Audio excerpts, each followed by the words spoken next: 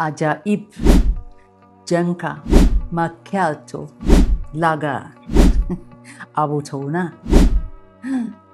እነዚህን ቃላት ስትሰሙ መጀመሪያ አእምሯችሁ ላይ የሚመጣው ከተማ የትኛው ነው? ድሬ። አዎ ድሬዳዋ የፍቅርና የሰላም ከተማ ብቻ አይደለችም፣ ታሪክም ናት።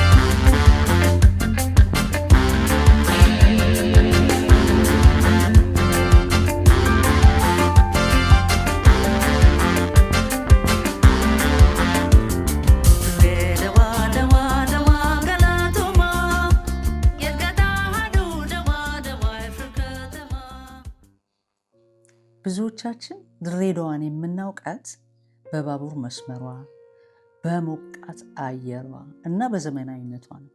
ነገር ግን ከዚህ ሁሉ ስልጣኔ ጀርባ በሺዎች የሚቆጠሩ ዓመታት ወደኋላ የሚወስድ ሌላ ድብቅ ታሪክ እንዳለ ታውቃላችሁ? ይህ ታሪክ ገለቶማ ለሚለው ሙዚቃዬ መነሻ የሆነኝ ትልቅ ምስጢር ነው። በዛ ላይ ደግሞ እንደምታውቁት እኔም የድሬ ልጅ ነኝ። የትብቴም የተቀበረው እዛ ነው። ከከተማዋ ወጣ ስንል የጎዳና ጎዳጃ ዋሻዎችን እናገኛለን። እነዚህ ዋሻዎች ተራ ድንጋዮች አይደሉም። የምስራቅ ኢትዮጵያን ጥንታዊ ታሪክ የያዙ አርኪኦሎጂያዊ መዛግብት ናቸው። በጥንታውያኑ ሰዎች እጅ በድንጋይ ላይ የተቀረጹት ምስሎች የሰው ልጅ ጥበብንና ተፈጥሮን ማመስገን የጀመረበት የመጀመሪያው የታሪክ አሻራ ይመስሉኛል። ገለቶማ ማለት በሐረር ኦሮምኛ ምስጋና ማለት ነው። ይህ ምስጋና ደግሞ ከነዚህ ጥንታውያን አባቶቻችን የጀመረ የዘመናት ሰንሰለት ነው። ታዲያ ይህ የሺህ ዓመታት የዋሻ ታሪክ በ1902 ዓመተ ምህረት ላይ ሌላ አዲስ ምዕራፍ ከፈተ። የኢትዮ ጅቡቲ ባቡር መስመር ሲዘረጋ ድሬዳዋ በድንገት የንግድና የቴክኖሎጂ መገናኛ ማዕከል ሆነች። በአጭር ጊዜ ውስጥ አማራ፣ ኦሮሞ፣ ሶማሌ፣ አፋር፣ ሐረሪና ሌላም እና የውጭ ሀገር ዜጎችም በአንድ ላይ የኖሩባት የብዙ ቋንቋና የባህል መቅለጫ ከተማ ሆነች። ለመሆኑ ግን ድሬዳዋ ስትባል ለእናንተ መጀመሪያ አይምሯችሁ ላይ የሚመጣ ምንድን ነው?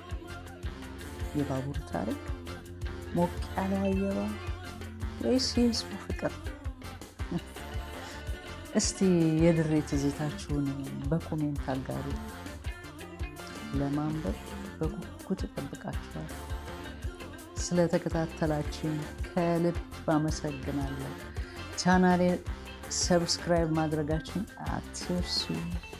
በሚቀጥለው የሙዚቃ ጉዞአችን እስክንገናኝ ድረስ ሰላም ሁኑልኝ። ባይ